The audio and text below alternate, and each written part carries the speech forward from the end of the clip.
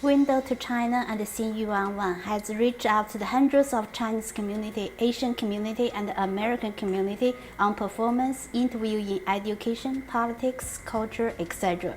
It's a link for all the communities. Xinyu and Judy Wu, the publisher AC Business, are making joint efforts to promote the program on Newspaper Weekly. Window to China and Xinyu is a 30 minutes long English program. It will be available on YouTube, Facebook, Google+, AC Business News by keywords Window to China and Xinyu. Welcome, Window to China. I'm pleased to welcome Jessica Swanson for Mason District Supervisor today on the show. Can you introduce yourself, please? Yeah. Thank you so much for having me on the show this morning. I really appreciate it. So I'm Jessica Swanson, and I'm running in the Democratic primary on June 9th for Mason District Supervisor.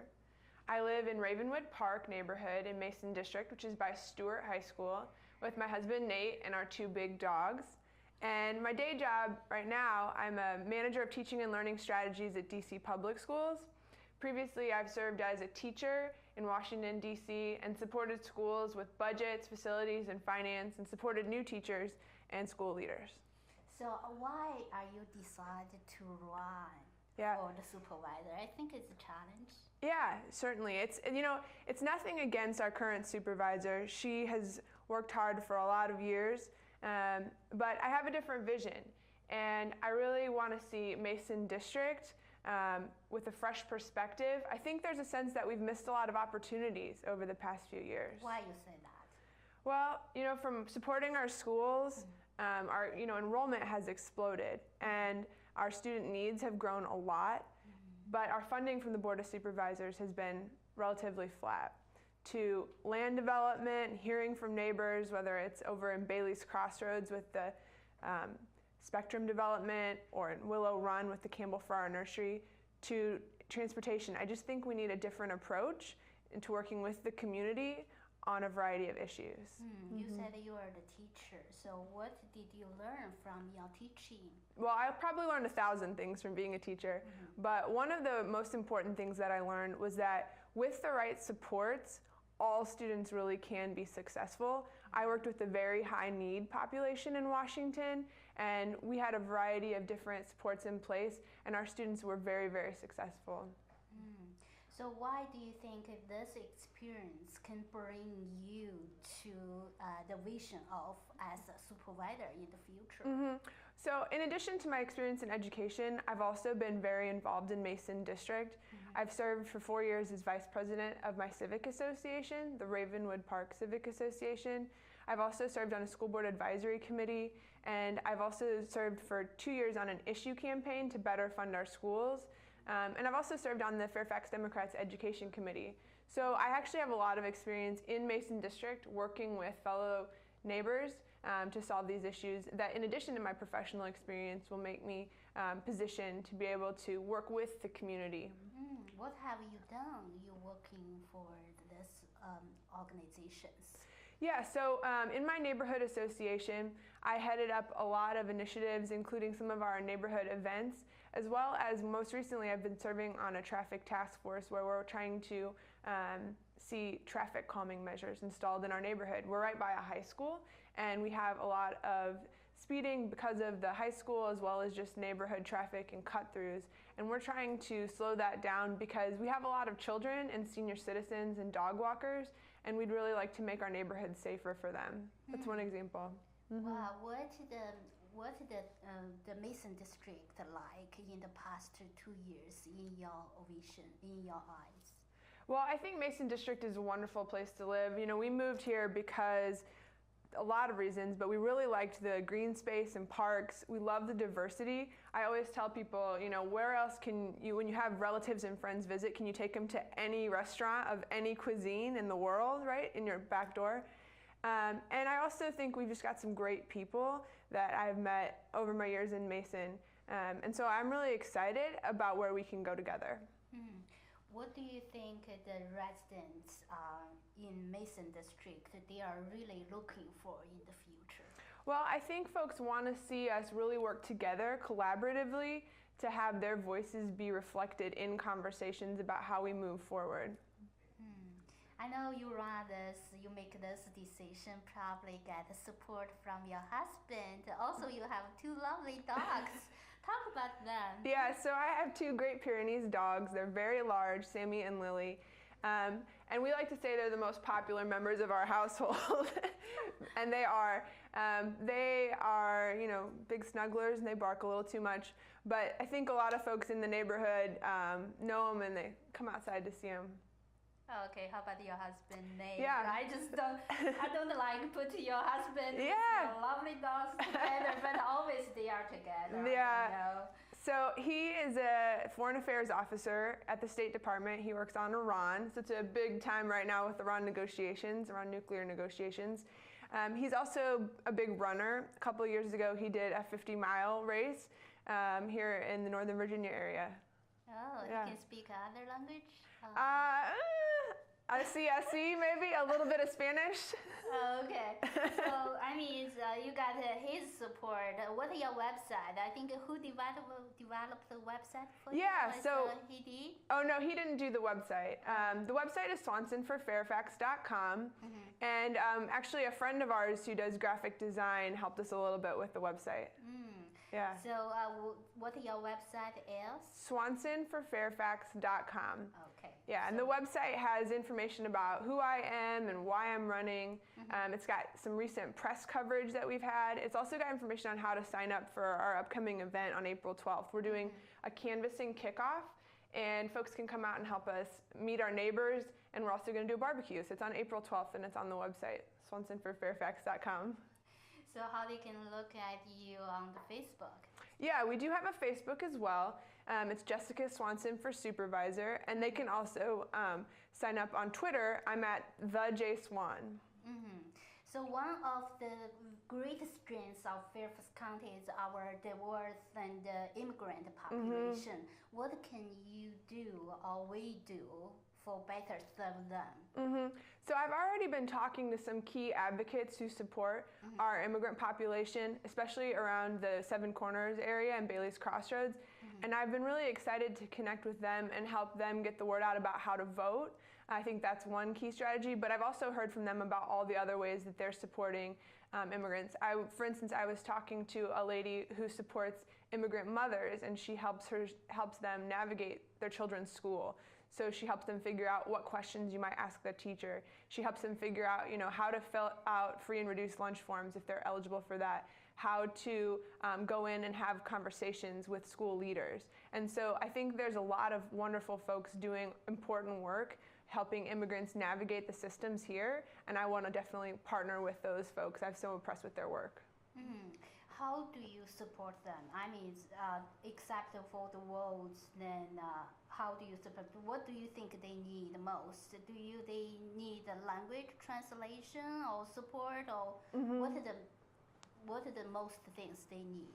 Well, so far I've heard from those leaders that, of course, having translators available is key.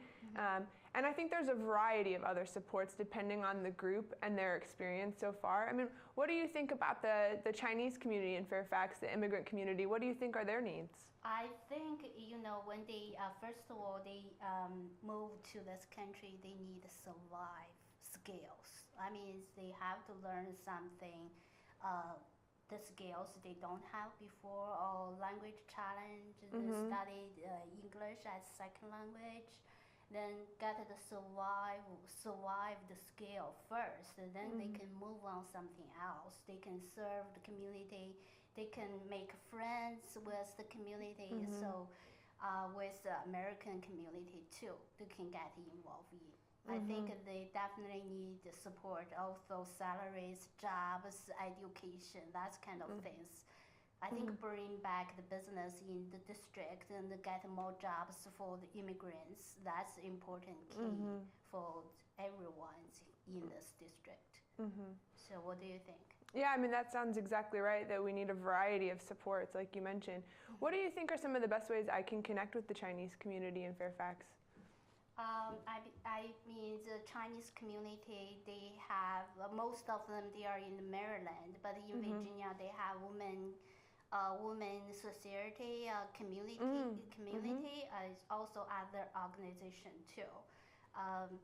So you can make friends on Facebook with them, also connect with the Chinese leaders of these organizations. They have a lot like conference, and then the meetings, festivals. Most of them hosted in Maryland areas. So if you go to there, get involved in the activities, and then you know each other, and then if you need support, can ask them too.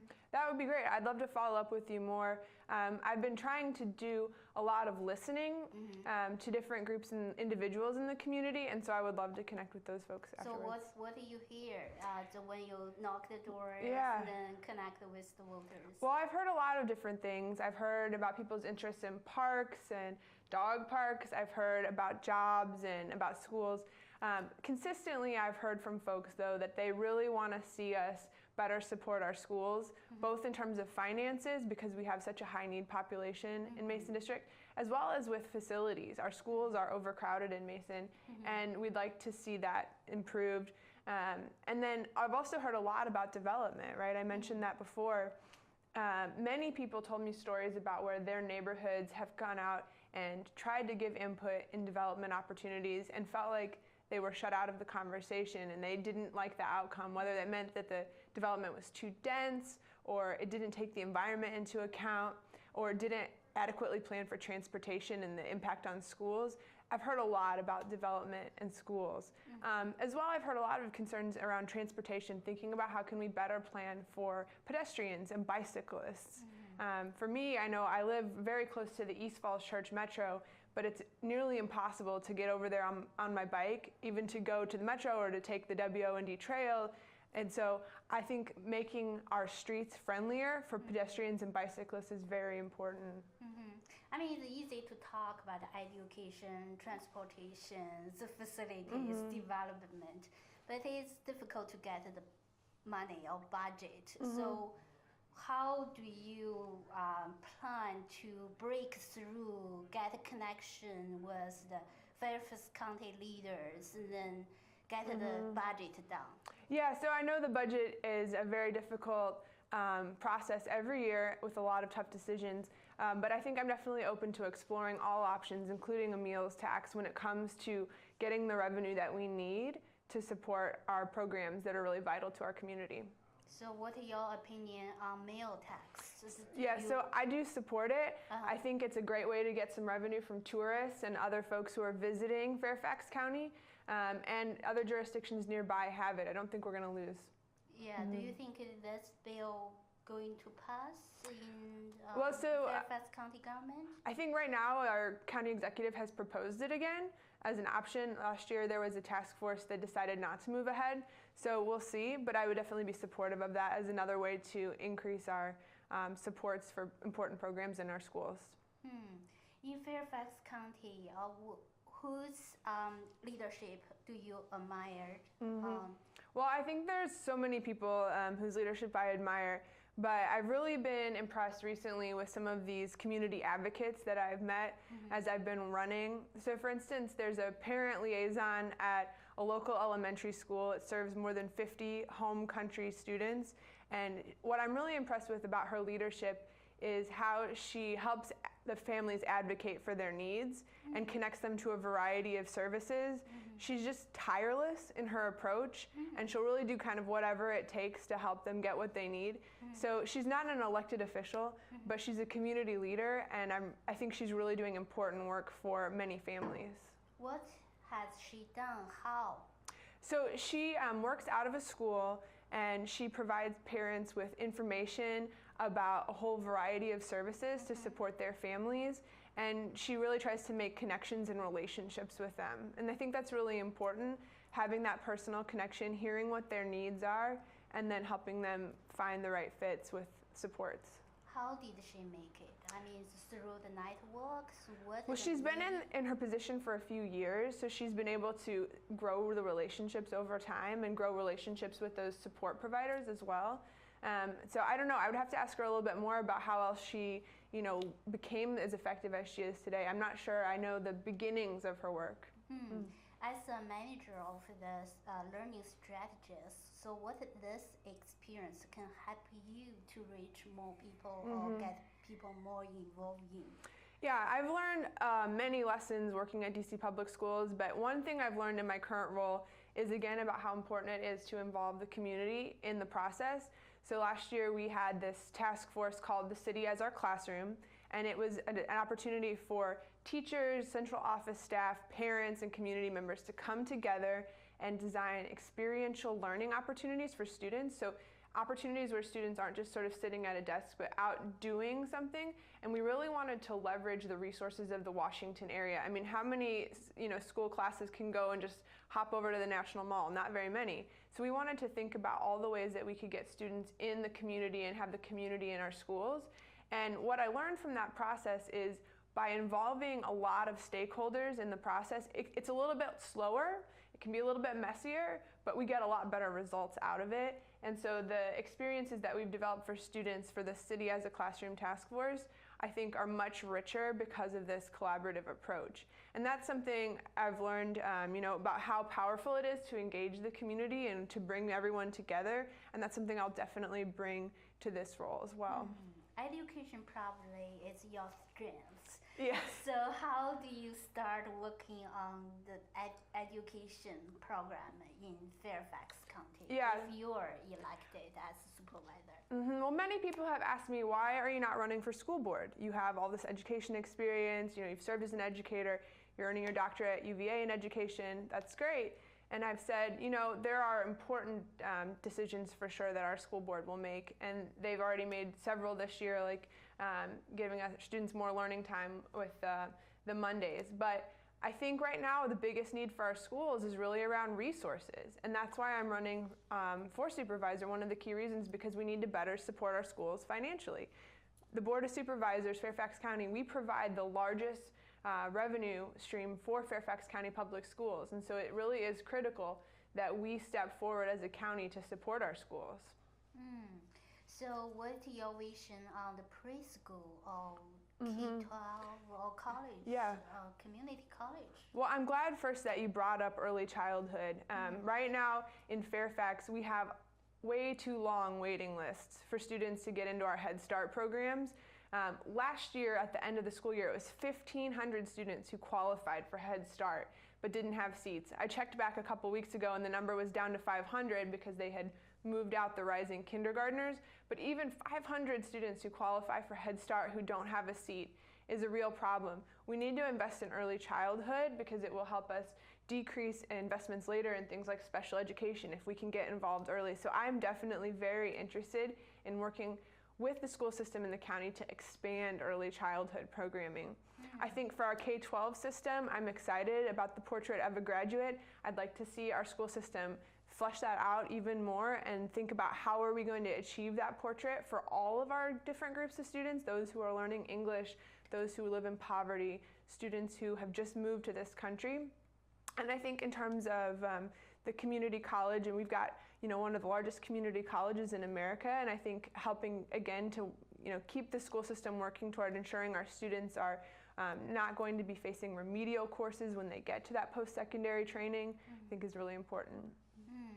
You mentioned about Head Start, that's correct? So who is qualified that program now? Yeah, so there are a few different requirements for being eligible for Head Start, but it mainly has to do with having a low income. So it's around families whose financial situation would make them eligible for participation. So some of our most potentially vulnerable children, right, if they're already growing up in poverty and maybe need that extra boost of an earlier start in education. Do you know how this program have been funded or approved? How do they raise the fund for this program? Yeah, so it's primarily through the county. There's also some other supports and federal supports. And so it's another way that the county could take an active role in improving our community by working with some of our most vulnerable young people. What do you think if you make this program reach out to more? So where the budget come from? Yeah, I mean, I think, like I said before, I think I'm open to exploring. How many people will be in? You said more, maybe it's hundreds, more than hundreds? Yeah, there are certainly a number of students that would be eligible to participate in the program. Yeah, what is the budget do you think you can get the support from? Do you think this can raise from private companies? I mean, I think certainly we should look into all options. Okay, so what about your vision on transportation?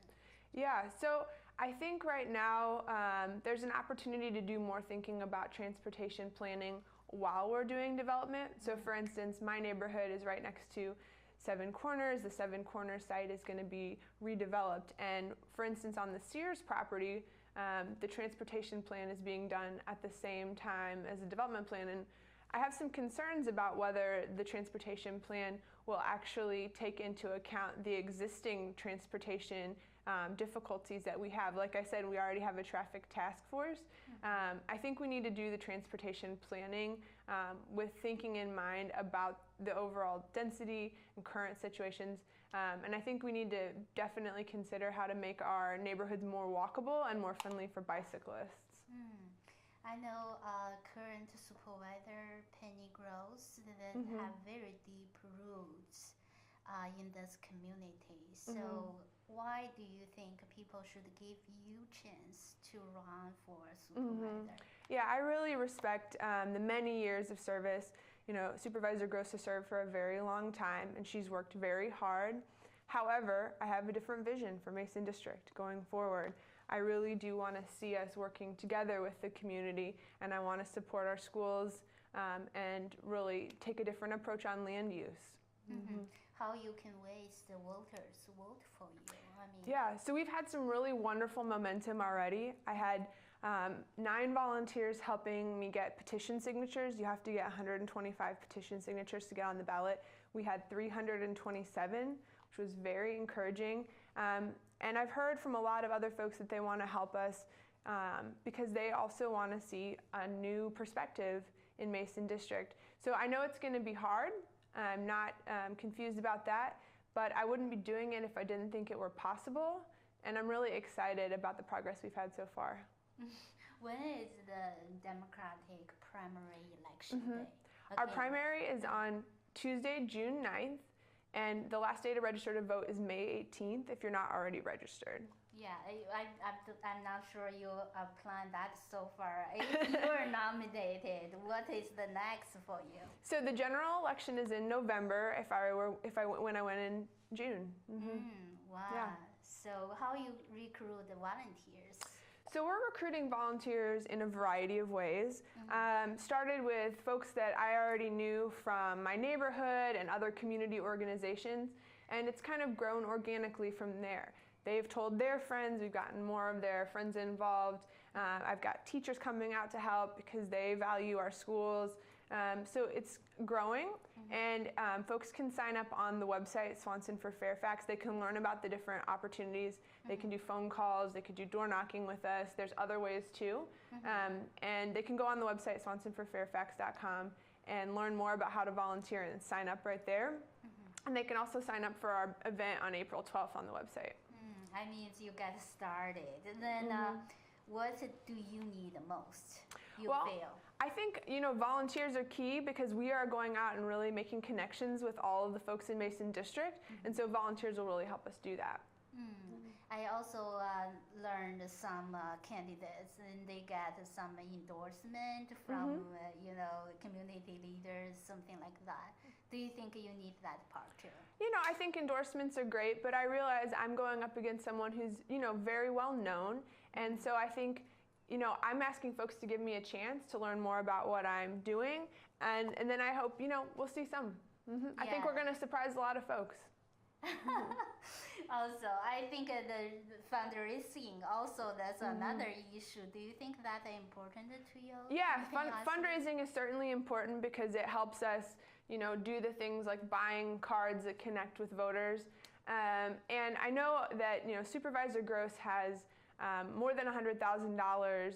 She's very well funded by the development community. They're her #1 funder. If you go on VPAP and look that up. And I'm never going to raise as much as Supervisor Gross already has But I've already had more than 80 individual donors who've supported the campaign, and we're getting ready to go into our first filing deadline, and I'm feeling really positive about where we're at in terms of reaching our goals. Okay, so I give you 1 more minute or 2 more minutes, and then tell us the last best argument why people should vote for you. Yeah, so again, I think Fairfax County is really at a crossroads.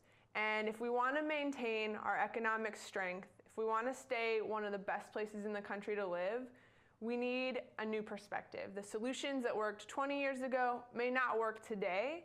And so I think having that support for schools be different, having a different approach with land use is really going to be what's going to help us address the problems that we're facing in the future.